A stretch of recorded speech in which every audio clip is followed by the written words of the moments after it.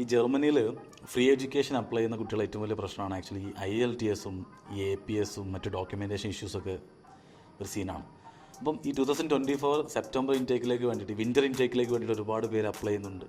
അപ്പോൾ അതിൽ അപ്ലൈ ചെയ്യാൻ പറ്റാത്തവരും ഈ സമയത്തിൻ്റെ ഇൻടേക്ക് ക്ലോസ് ആകുന്നതുകൊണ്ട് തന്നെ നമുക്ക് ഇനി അടുത്ത വർഷം നോക്കാം എന്ന് പറയുന്ന ഒരുപാട് കുട്ടികളുണ്ട്. അവരോട് പറയാനുള്ളൊരു ഇമ്പോർട്ടൻറ്റ് കാര്യമുണ്ട്. 2025 മാർച്ച് ഇൻടേക്കിലേക്ക് ആക്ച്വലി പബ്ലിക് യൂണിവേഴ്സിറ്റീസ് ഓപ്പൺ ആയി തുടങ്ങുകയാണ്. ജൂൺ 1 ഒരു സർട്ടൻ യൂണിവേഴ്സിറ്റീസ് ഓപ്പൺ ആവുന്നുണ്ട്. അതിൽ നിങ്ങൾക്ക് IELTS-ഉം വേണ്ട, APS-ഉം വേണ്ട, നിങ്ങൾ ഈ പറയുന്ന MOA പോലത്തെ ഡോക്യുമെൻറ്റ്സ് ഒന്നുമില്ലാതെ നിങ്ങൾക്ക് ആപ്ലിക്കേഷൻ ഇട്ട് ഓഫർ ലെറ്റർ കരസ്ഥമാക്കാൻ പറ്റും. ഓഫർ ലെറ്റർ കിട്ടി നമുക്ക് സമാധാനമായിട്ട് എന്ത് ചെയ്താൽ മതി, വിസയുടെ സമയമാകുമ്പോഴത്തേക്ക് ഇത്തരം ഡോക്യുമെൻറ്റ്സൊക്കെ സെറ്റ് ചെയ്ത് കൊടുത്താൽ മതി. ഇതൊരു ഓപ്പർച്യൂണിറ്റിയാണ്.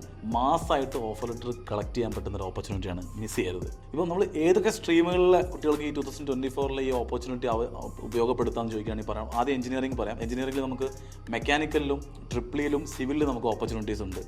BA ഇംഗ്ലീഷ് കഴിഞ്ഞ കുട്ടികൾക്ക് ഓപ്പർച്യൂണിറ്റീസ് ഉണ്ട്. ഫിസിക്സ് കഴിഞ്ഞ കുട്ടികൾക്ക് ഓപ്പർച്യൂണിറ്റീസ് ഉണ്ട്.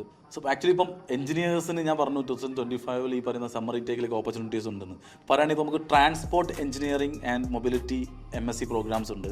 അതുപോലെ നമുക്ക് മെറ്റീരിയൽ എഞ്ചിനീയറിംഗ് ഉണ്ട്, മിനറൽ റിസോഴ്സ് എഞ്ചിനീയറിംഗ് ഉണ്ട്.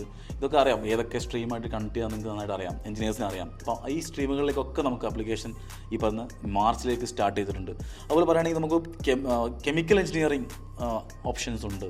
അപ്പം നമുക്ക് പറയുകയാണെങ്കിൽ നമുക്കിപ്പോൾ material engineering one of the famous and ഒരുപാട് ചാൻസസ് ഉള്ള ഒരു വാസ്റ്റ് ആയിട്ടുള്ളൊരു ഏരിയയാണ്. അപ്പം മെറ്റീരിയൽ എഞ്ചിനീയറിംഗിൽ നമുക്ക് ആപ്ലിക്കേഷൻ കൊടുക്കാൻ പറ്റുന്ന ഓപ്പർച്യൂണിറ്റീസ് ഉണ്ട്. പിന്നെ നമുക്ക് പറയുകയാണെങ്കിൽ ഇപ്പോൾ BA ഇംഗ്ലീഷ് കഴിഞ്ഞ ലിറ്ററേച്ചർ കഴിഞ്ഞിട്ടുള്ള ആളുകളാണെങ്കിൽ അവരോട് നമുക്ക് പറയാനുള്ളത് ഇപ്പോൾ ഈ പറയുന്ന 2025 നിങ്ങൾക്ക് അപ്ലൈ ചെയ്യാൻ പറ്റുന്ന cognitive and digital and empirical English എന്ന് പറയുന്ന ഒരു സബ്ജക്റ്റിൽ നമുക്ക് MSc എടുക്കാൻ പറ്റും.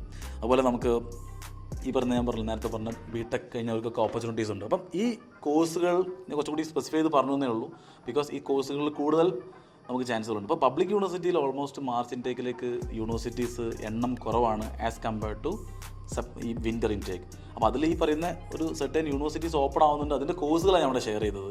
നമുക്ക് വരാൻ പോകുന്ന അപ്കമിങ് ആയിട്ടുള്ള കോഴ്സുകൾ. അതിനകത്തേക്ക് ഈ പറഞ്ഞ ഏറ്റവും വലിയ പ്രത്യേകത, without IELTS, without APS, without any special documents we can take the offer letters. That's an important thing. അതാണ് നിങ്ങൾ നോട്ട് ചെയ്യേണ്ടത്. ബിക്കോസ് ഈ പറയുന്ന ഓഫർ ലെറ്റർ കിട്ടിക്കഴിഞ്ഞാൽ ബാക്കി കാര്യങ്ങളൊക്കെ നമുക്ക് ചെയ്തെടുക്കാവുന്നേ ഉള്ളൂ, സമയമുണ്ട്.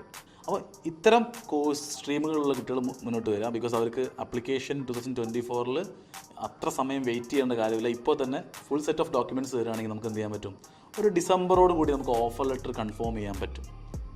ഓക്കെ, April 30 ആക്ച്വലി ഇതിൻ്റെ 2025 April 30 ഇതിൻ്റെ എൻറോൾമെൻറ്റ് ഡെഡ് ലൈൻ വരുന്നത്. അതിന് മുമ്പായിട്ട് നമുക്ക് വിസയ്ക്ക് വെച്ച് മറ്റു കാര്യങ്ങൾ ചെയ്യാൻ പറ്റും. So don't miss this amazing opportunity. Because Skymark ഇതിന് എന്തെങ്കിലും ഡൗട്ടോ കാര്യങ്ങളോ ഉണ്ടെങ്കിൽ സ്കൈമാർക്ക് എഡ്യൂക്കേഷൻ്റെ 6 ബ്രാഞ്ചുകളുണ്ട് കേരളത്തിൽ. എവിടെ നിങ്ങൾക്ക് കണക്ട് ചെയ്യാം.